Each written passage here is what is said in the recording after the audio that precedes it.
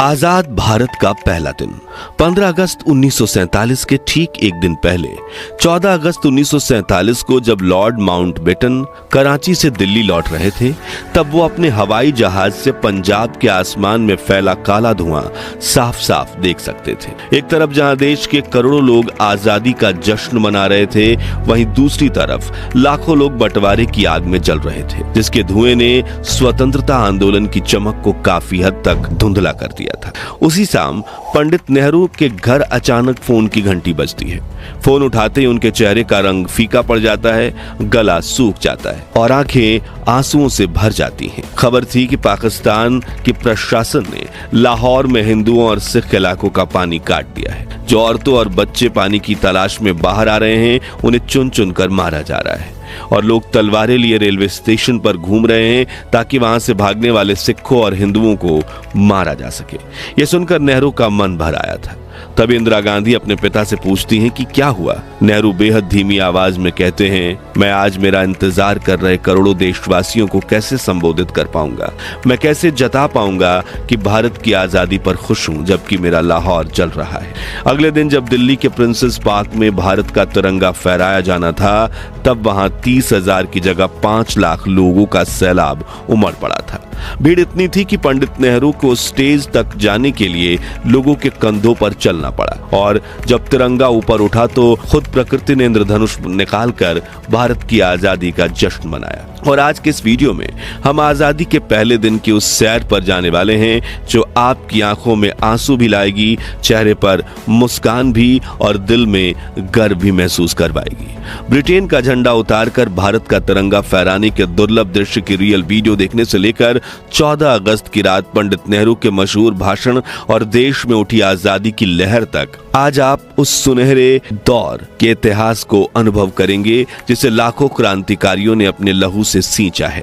मगर उसके पहले आपसे एक छोटी सी गुजारिश करना चाहेंगे कि प्लीज आप वीडियो को लाइक करके कमेंट बॉक्स में भारत माता की जय का नारा जरूर लगाइए। ये कैसी विडंबना है कि 14 अगस्त की शाम जहां एक ओर दिल्ली की सड़कों पर दिए जल रहे थे, लोग नाच गा रहे थे, मिठाइयां बांटी जा रही थीं, वहीं दूसरी ओर पंजाब और सिंध के सीमावर्ती इलाकों में एक सन्नाटा पसरा हुआ था जो हर चीख को निगल रहा था। बंटवारे की आग ने इंसानियत को राख बना दिया था। ट्रेन जो कभी लोगों को मंजिल तक ले जाती थी, अब मौत की डिब्बियां बन चुकी थी, जिनमें सवार यात्री जिंदा नहीं बल्कि कटे हुए शव बनकर पहुंच रहे थे। लाहौर, रावलपिंडी, सियालकोट और अमृतसर, हर गली में कत्लेआम हो रहा था। सिखों की पगड़ियां, औरतों की चूड़ियां और बच्चों की चीखें, सब कुछ खून में लथपथ था। हिंदू और सिख औरतों को जिंदा जला दिया जा रहा था, मंदिरों में आग लगाई जा रही थी और जिस जमीन पर एक साथ 30 त्योहार मनते थे, अब वहां तलवारों से जमीन रंगी जा रही थी। एक दूसरे से कंधा मिलाकर चलने वाले हिंदू मुस्लिम अब एक दूसरे की जान के भूखे हो चुके थे। लेकिन सच ये था कि दंगे करने वाले लोग महज 5% थे, जबकि 95% तो बस उसका शिकार बन रहे थे। वो ना तो किसी जाति के थे ना धर्म के, बल्कि वो भारतीय थे जो आज सीमाओं के बंटवारे का शिकार बनकर परदेशी हो गए थे। हजारों लोग सीमाओं पर भटक रहे थे, न वतन रहा उनका न घर।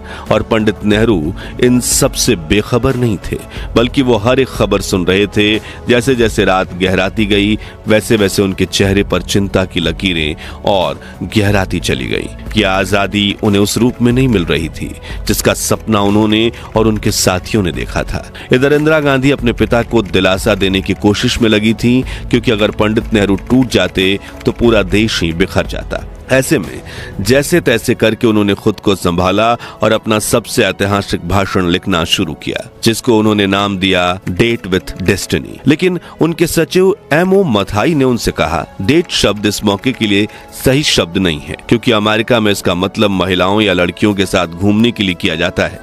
तभी नेहरू ने डेट शब्द काट कर वहां लिखा ट्रिस्ट विथ डेस्टिनी, यानी नियति के साथ मुलाकात। 14 अगस्त की रात 11 बजे संसद भवन के सेंट्रल हॉल में स्वतंत्रता दिवस समारोह आयोजित किया गया, जिसकी शुरुआत की सुचेता कृपलानी ने, जो 60 के दशक में उत्तर प्रदेश की पहली महिला मुख्यमंत्री बनी। उन्होंने सबसे पहले अल्लामा इकबाल का गीत सारे जहां से अच्छा और फिर बंकिम चंद्र चटर्जी का वंदे मातरम गाया, जो बाद में भारत का राष्ट्रगीत बना।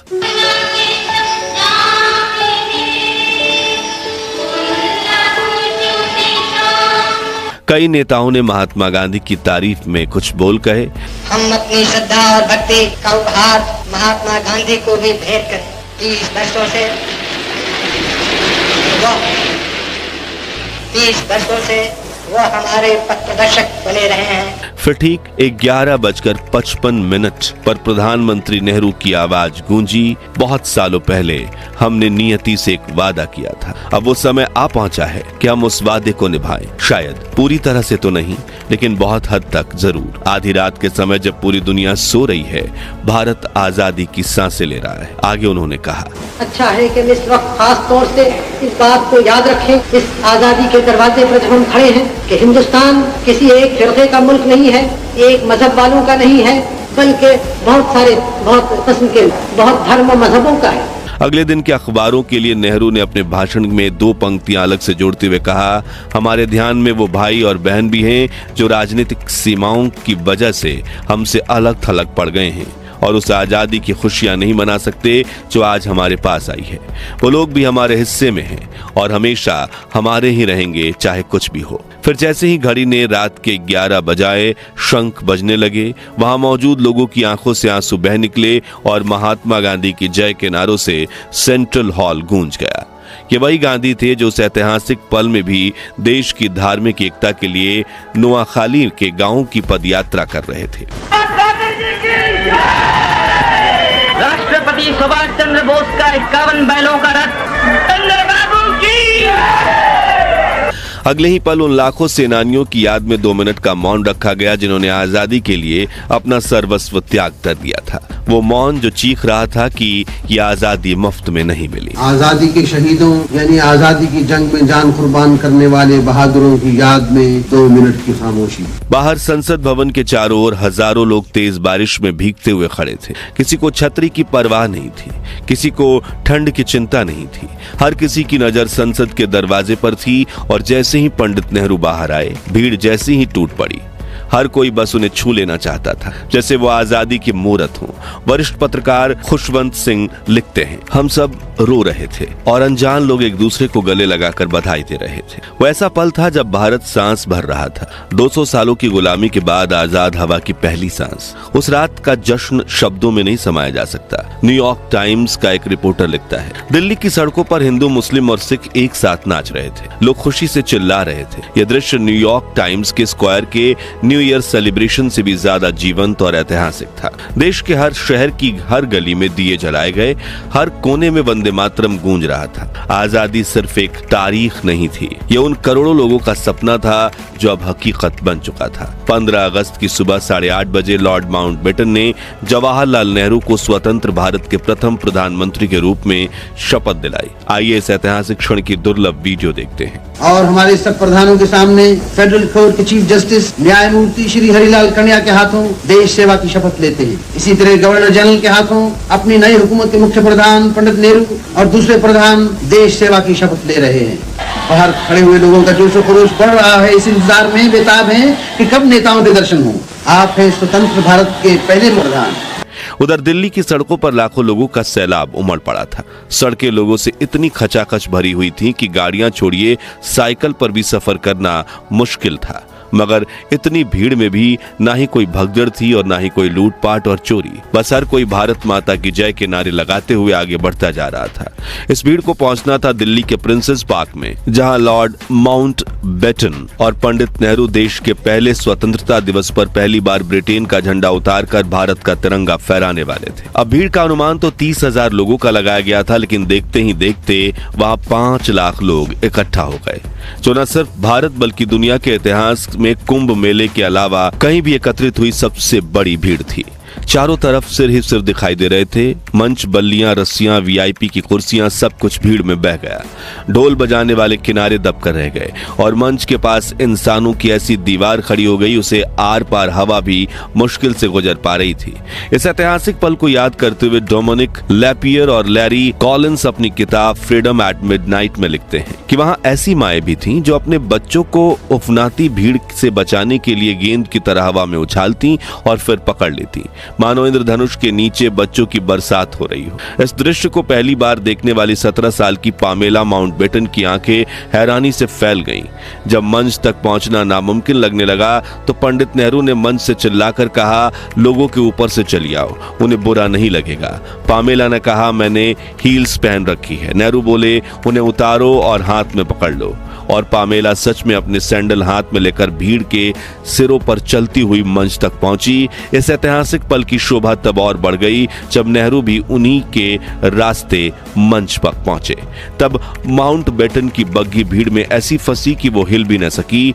फिर उन्होंने चिल्लाकर नेहरू से कहा, लेट्स होस्ट द फ्लैग। वही हुआ। पहली बार पंडित नेहरू ने भारत की धरती पर भारत के लोगों के बीच अपने हाथों से अपने देश का तिरंगा फहराया।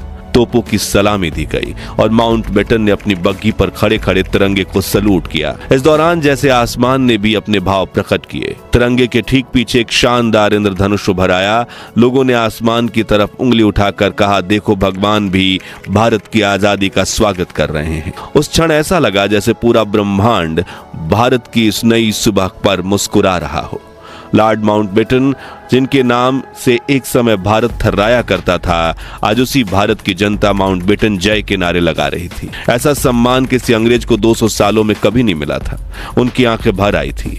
शायद उन्होंने भी महसूस किया कि ये सिर्फ तिरंगे का नहीं बल्कि करोड़ों भारतीयों की आत्मा के पुनर्जन्म का दिन था। तो दोस्तों, अगर आप भी देश को आजादी दिलवाने वाले स्वतंत्रता सेनानियों पर गर्व करते हैं तो उनके सम्मान में कमेंट बॉक्स में जय हिंद जय भारत जरूर लिखें। ये वीडियो अच्छी लगी हो तो इसे लाइक और शेयर करके 21,000 लाइक्स के लक्ष्य को हासिल करने में हमारी मदद कीजिए और हमारे महान भारत के इतिहास से जुड़े ऐसे ही दुर्लभ वीडियोस के लिए इस चैनल को सब्सक्राइब करके पास वाली घंटी जरूर बजा दीजिए। जय हिंद जय भारत।